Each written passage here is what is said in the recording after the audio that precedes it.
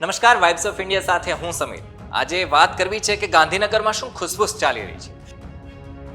સૌથી પહેલી વાત કરવી છે પૂજા ખેડકર જેવા મુદ્દાની જે ગુજરાતથી સામે આવ્યા છે. જોકે થોડા સમય પહેલા એવી ચર્ચા ચાલી હતી કે ગુજરાતના વહીવટી વિભાગમાં પણ શારીરિક રીતના વિકલાંગ છે અને અનામત લઈ એનો અને અધિકારીઓ બન્યા છે. પણ હવે સચિવાલયમાં એવી ચર્ચા ચાલી રહી છે કે અમુક અધિકારીઓના જાતિના પ્રમાણપત્ર ખોટા છે. અમુક અધિકારીએ આદિવાસીનું ખોટું પ્રમાણપત્ર લઈ અને અધિકારી બન્યા છે. આવા અમુક અધિકારી છે એ નિવૃત્તિના આરે છે, માટે સરકાર હવે એમની સામે કાર્યવાહી કરે કે ન કરે એ ખબર નથી, કારણ કે એ ટાઈમપાસ જેવી વસ્તુ છે. હવે ફરી આવી ભૂલ ન થાય એનું સરકાર ધ્યાન રાખશે એવી ચર્ચા ચાલી રહી છે. શું તમને ખબર છે કે ગુજરાતમાં અમુક નેતા એવા પણ છે જે ખોટા આદિવાસી છે? ગુજરાતના વહીવટી તંત્રને સારી રીતના ચલાવવા માટે આપણે ગુજરાતમાં 313 આઈએએસ અધિકારી હોવા જોઈએ. હાલની પરિસ્થિતિની વાત કરીએ તો ગુજરાતમાં 255 આઈએએસ અધિકારી છે. ટૂંકમાં ગુજરાતનું સારું વહીવટી કામકાજ કરવા માટે કેટલા 58 અધિકારીઓની ઘટ બોલે છે. હવે એમાંય ગુજરાત કેડરના 13 અધિકારી તો બહાર ડેપ્યુટેશન ઉપર છે, ગુજરાત બહાર છે. પાછલા 3 દાયકાની જો વાત કરીએ, પૂરેપૂરી મહેકમ આઈએએસ જે અધિકારીઓ હોવા જોઈએ ગુજરાતને મળ્યા જ નથી. એવામાં 2025માં 10 જેટલા આઈએએસ અધિકારી છે એ સેવાનિવૃત્ત થઈ રહ્યા છે. તો પછી ગુજરાતમાં આઈએએસની પરિસ્થિતિ કેવી છે એ તો હવે આપણે બોલવાની વાત નથી કઈ. ખેર, તમે કમેન્ટ કરીને જણાવો કે તમને કોણ ગમે, આઈએએસ ગમે કે આઈપીએસ ગમે? ગુજરાતના શહેરમાં લોકો સરેરાશ 6,683 રૂપિયા મહિને વાપરે છે, જ્યારે ગામડામાં 3,020 રૂપિયા મહિને ગુજરાતમાં સરેરાશ વાપરવામાં આવે છે. બીજા રાજ્યની જો આપણે વાત કરીએ, હિમાચલ હોય, હરિયાણા, કર્ણાટક, તમિલનાડુ, કેરળ, ઉત્તરાખંડ સહિતના આંધ્રપ્રદેશ, મહારાષ્ટ્ર જેવા લોકો છે ગુજરાત કરતા મહિને રૂપિયા વાપરવામાં બહુ આગળ છે. સાદી રીતના વાત કરીએ તો લિવિંગ સ્ટાન્ડર્ડમાં ગુજરાત આપણે જેટલા આપણે લોકો છીએ એ પાછળ છે ક્યાંય. અને આવું હું નથી કહેતો, આવું SECA નો રિપોર્ટ કહી રહ્યો છે, SECS નો રિપોર્ટ. સૌથી વધુ સારું MPCE તેલંગાણાનું છે. ત્યાં વાત કરીએ તો માથાદીઠ સરેરાશ 8,251 રૂપિયા ખર્ચવામાં આવે છે જે મહિને. જો કે ગ્રામ્ય MPCEમાં કેરળ પહેલા નંબરે છે. કેરળના ગામડામાં લોકો મહિને 5,960 રૂપિયા વાપરે છે.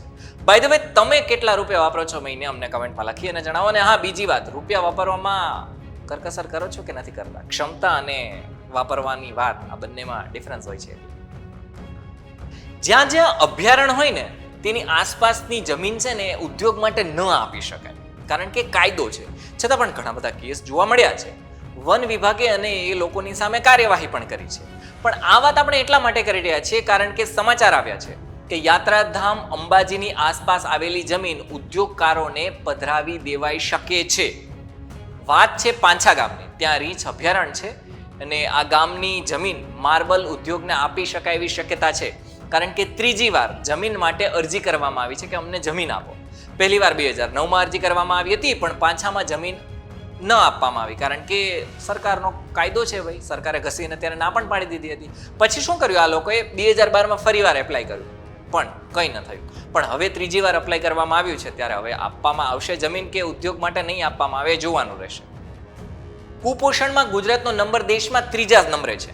ગુજરાત સરકાર કુપોષણ દૂર કરવા માટે કરોડો રૂપિયા વાપરે છે, પણ કુપોષણ દૂર નથી થઈ રહ્યું. ઉદાહરણ તરીકે જો આપણે વાત કરીએ તો ગુજરાત સરકારે દૂધ સંજીવની યોજના હેઠળ 10 વર્ષમાં આદિવાસી બાળકો અને બહેનોને 12,000 કરોડ રૂપિયાનું દૂધ પીવડાવ્યું છે. તોય ગુજરાતમાં આદિવાસી પરિવારો લાખો એવા લોકો છે જે કુપોષણથી પીડાઈ રહ્યા છે. આટલા રૂપિયા કોઈના પેટમાં જાય છે કે કોઈના ખિસ્સામાં જાય છે, એ પણ મોટો સવાલ છે.